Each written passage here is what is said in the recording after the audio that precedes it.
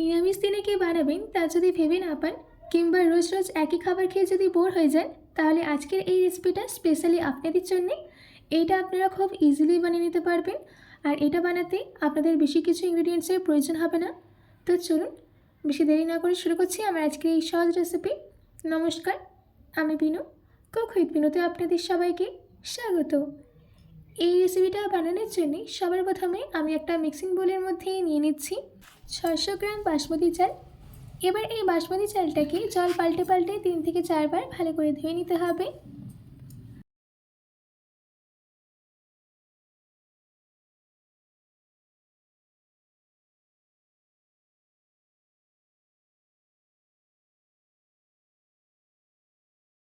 চালটাকে 3 থেকে 4 বার জল পাল্টে পাল্টে ধুয়ে নেওয়া হয়ে গেলে চালটাকে পরিষ্কার জল দিয়ে আধ ঘন্টার জন্য ভিজিয়ে রেখে দেব। ততক্ষণ আমি একটা কড়াইয়ের মধ্যে জল গরম করতে দিয়েছিলাম। এবার এই জলের মধ্যে দিয়ে দিতে হবে 1 চা চামচ নুন। জলটা ফুটে এলে দিয়ে দিচ্ছি 200 গ্রাম সয়া চাংস। এবার সয়া চাংসটাকে কিছুক্ষণের জন্য সেদ্ধ করে নেব। প্রায় 2 থেকে 3 মিনিটের জন্যই আমি সয়া চাংসটাকে সেদ্ধ করে নিয়েছি। এবার গ্যাসের ফ্লেমটাকে অফ করে দিয়ে সয়া চাংসটার কুকিং প্রসেসটা বন্ধ করার জন্য পরিষ্কার জল দিয়ে ভালো করে ধুয়ে নিতে হবে। এবার আমি সয়া চাংসগুলোকে জল থেকে ছেঁকে একটা প্লেটে নামিয়ে নিয়েছি। এবার একটা গ্রাইন্ডিং জার নিয়ে তার মধ্যে দিয়ে দিচ্ছি 2 ইঞ্চ আদা, ঝালের জন্য 3টে কাঁচা লঙ্কা, 10টা কাজু, দিচ্ছি 3 চামচ পোস্ত, দিচ্ছি 2 চামচ চারমগজ। আমি চারমগজটাকে আগে থেকে ভিজিয়ে রেখেছিলাম। চারমগজটা দেওয়ার পর তার সাথে অ্যাড করে দিতে হবে 3 চামচ জল। জল দিয়ে এইটার একটা ফাইন পেস্ট রেডি করে নিতে হবে। দেখুন, আমাদের এখানে পেস্টটা রেডি করে নেওয়া হয়ে গেছে। দিচ্ছি হাফ কাপ টক দই, তার সাথে অ্যাড করে দিতে হবে তৈরি করে রাখা পেস্ট।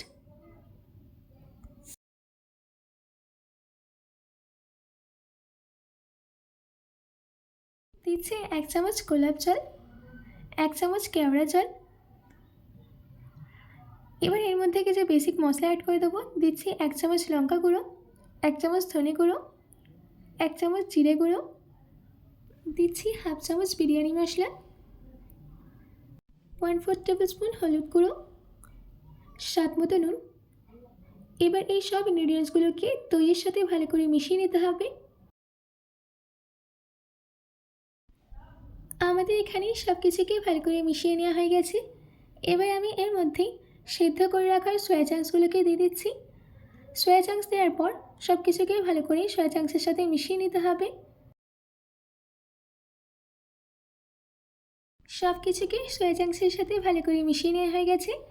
এবার আমি এটাকে ম্যারিনেট করে 15 মিনিটের জন্য রেস্টে রেখে দেবো। ততক্ষণ আমরা ভাতটাকে করে নিচ্ছি। তার জন্য আমি গ্যাসের উপরে একটা পাত্রের মধ্যে জল গরম করতে দিয়েছিলাম। এবার এর মধ্যে দিয়ে দিচ্ছি 3টে তেজপাতা, 5টা এলাচ। এলাচগুলোকে আমি ফাটিয়ে দিয়ে দিয়েছি। একটা দারচিনি, একটা স্টার এনিস, 7টা লবঙ্গ, আর দিচ্ছি একটা জয়িত্রী। এবার এর মধ্যে অ্যাড করে দিচ্ছি 3 চামচ তেল। জলের মধ্যে বল চলে এলে দিয়ে দিতে হবে ভিজিয়ে রাখা চাল। সম্পূর্ণ চাল জলের মধ্যে দিয়ে দেওয়া হয়ে গেলে দিয়ে দিতে হবে 1 চামচ নুন। নুনটা দেওয়ার পর চালের সাথে নুনটাকে ভালো করে মিশিয়ে নিচ্ছি। এবার চালটাকে 75 to 80% কুক করে নেব। আমাদের এখানে ভাতটা কিন্তু একদম রেডি হয়ে গেছে। 75 to 80% কুক করে নিয়েছি। এবার আমি এই ভাতটাকে জল থেকে ছেঁকে তুলে নিয়ে একটা পাত্রে নামিয়ে নিচ্ছি। ভাতটা সম্পূর্ণ ছেঁকে নেওয়া হয়ে গেলে ভাতের মধ্যে থেকে গোটা গরম মশলাগুলোকে বের করে নিতে হবে। এবার আমি এই ভাতটাকে সাইডে রেখে দিচ্ছি। এদিকে একটা কড়াইয়ের মধ্যে দিয়ে দিচ্ছি 4 চামচ তেল, তার সাথে অ্যাড করে দিচ্ছি 1 চামচ ঘি।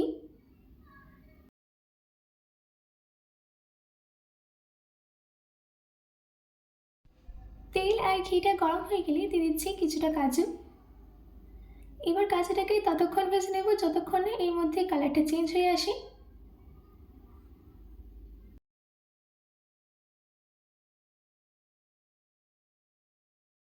আমাদের এখানে কাজুর মধ্যে একটা সুন্দর কালার চলে এসেছে। এবার আমি এই স্টেজে এর মধ্যে অ্যাড করে দিচ্ছি কিশমিশ। এবার আমি কিশমিশটাকেও কিছুক্ষণের জন্য ভেজে নেব। দেখুন, আমাদের এখানে কাজু আর কিশমিশ সম্পূর্ণরূপে ভেজে নেওয়া হয়ে গেছে। এবার আমি এই কাজু আর কিশমিশগুলো গিয়ে তেল থেকে তুলে নিয়ে একটা প্লেটে নামিয়ে নিচ্ছি। এবার ওই তেলেই দিয়ে দিচ্ছি 9টা মিডিয়াম সাইজের আলু। আমি আলুর খোসা ছাড়িয়ে ভালো করে ধুয়ে নিয়েছিলাম। এবার এই আলুর মধ্যে দিয়ে দিচ্ছি হাফ চা চামচ নুন, তার সাথে দিয়ে দিচ্ছি হাফ চা চামচ হলুদ গুঁড়ো। নুন আর হলুদটাকে আলুর সাথে ভালো করে মিশিয়ে নিতে হবে, আর আলুটাকে ততক্ষণ ভেজে নিতে হবে যতক্ষণ না এদের মধ্যে একটা লাইট গোল্ডেন কালার চলে আসে। আপনারা দেখতেই পাচ্ছেন যে আমাদের এখানে আলুর মধ্যে লাইট গোল্ডেন কালার চলে এসেছে। এবার আমি এই আলুগুলোকে তুলে নিচ্ছি। এবার ওই একই তেলে দিয়ে দিচ্ছি 300 গ্রাম পনির। আমি পনিরটাকে একটু বড় করে কেটে নিয়েছি। এবার এই পনিরটাকেও ততক্ষণ ভেজে নেব যতক্ষণ না এদের মধ্যে একটা সুন্দর গোল্ডেন কালার চলে আসে। দেখুন, আমাদের এখানে পনিরের মধ্যে একটা সুন্দর গোল্ডেন কালার চলে এসেছে। এবার আমি এই পনিরটাকেও তেল থেকে তুলে নিচ্ছি।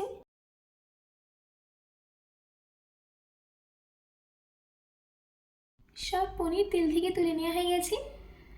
এবার আমি এই তেলের মধ্যে অ্যাড করে দিচ্ছি একটা তেজপাতা, 3টে এলাচ, হাফ স্টিক দারচিনি, 4টে লবঙ্গ। এবার এই সব কিছুকে 10 সেকেন্ডের জন্য সতে করে নিতে হবে যাতে এদের ফ্লেভারটা তেলের মধ্যে চলে যায়। এবার আমি এর মধ্যে অ্যাড করে দিচ্ছি ম্যারিনেট করে রাখা সয়া চাংস। আমি যেই বলে সয়া চাংসটাকে মিশিয়েছিলাম সেই বলে মশলা লেগেছিল, তাই জন্যে আমি এই বোলের মধ্যে 1/4 কাপ জল মিশিয়ে ভালো করে মশলাটাকে ধুয়ে এর মধ্যে দিয়ে দিলাম।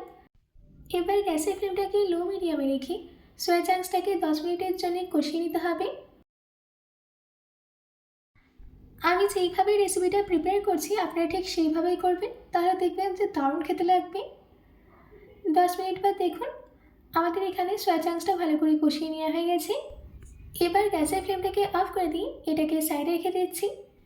এবার একটা হাঁড়ি নিয়ে রাইসটা যাতে লেগে না যায় তার জন্যে সবার নিচে দিয়ে দিচ্ছি তেজপাতা। এবার এই তেজপাতার উপরে দিয়ে দিচ্ছি আমাদের রান্না করা সয়া চাংস, তার উপরে দিয়ে দিচ্ছি আলু। আলুটা দেওয়ার পর দিয়ে দিচ্ছি ভাত। এবার এই ভাতের উপরে দিয়ে দিচ্ছি আমাদের সয়া চাংস।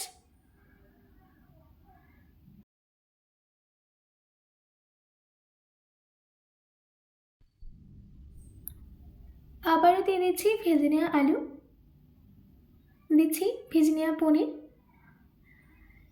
এবার এই আলু, পনির আর সয়া চাংসের উপরে দিয়ে দিচ্ছি ভাত, তারপর দিয়ে দিচ্ছি আবার সয়া চাংস, ভেজে নেওয়া আলু, ভেজে নেওয়া পনির।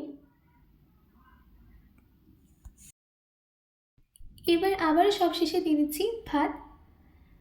এবার এর মধ্যে অ্যাড করে দিতে হবে বিরিয়ানি মশলা, তার সাথে দিয়ে দিচ্ছি 2 চামচ গোলাপ জল, 2 চামচ কেওড়া জল, দিচ্ছি 3 ফোঁটা মিঠা আতর। মিঠা আতরটা দেওয়ার পর দিয়ে দিচ্ছি 4 চামচ ঘি, তার সাথে দিয়ে দিচ্ছি 3 চামচ জাফরান মিশানো দুধ, আর সব শেষে দিয়ে দিচ্ছি ভেজে নেওয়া কাজু আর কিশমিশ। এবার এটাকে ঢাকা দিয়ে 15 থেকে 20 মিনিটের জন্য দমে রেখে দেব। আমাদের এখানে 20 মিনিট হয়ে গেছে, আর মায়াপুরের রানাদার ফেমাস বিরিয়ানি কিন্তু একদম রেডি। যারা মায়াপুরে যেতে পারেন না কিংবা মায়াপুরে গেলেও রানাদার বিরিয়ানি খাওয়ার সুযোগ হয় না, আমার আজকের এই রেসিপিটা একদমই তাদের জন্যে। এই বিরিয়ানিটা মাটন কিংবা চিকেন বিরিয়ানিকে টক্কর কিন্তু দারুণ দেয়। আপনারা বিশ্বাস করতে পারবেন না, যখন আমি এই হাঁড়ির ঢাকনাটাকে খুললাম তখন এত সুন্দর সেন্ট বেরোচ্ছিল যে কি বলবো।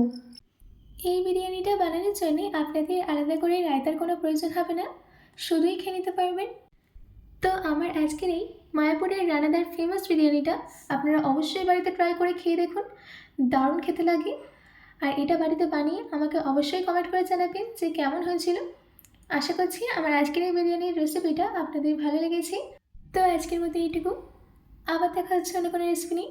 ভালো থাকবেন, সুস্থ থাকবেন।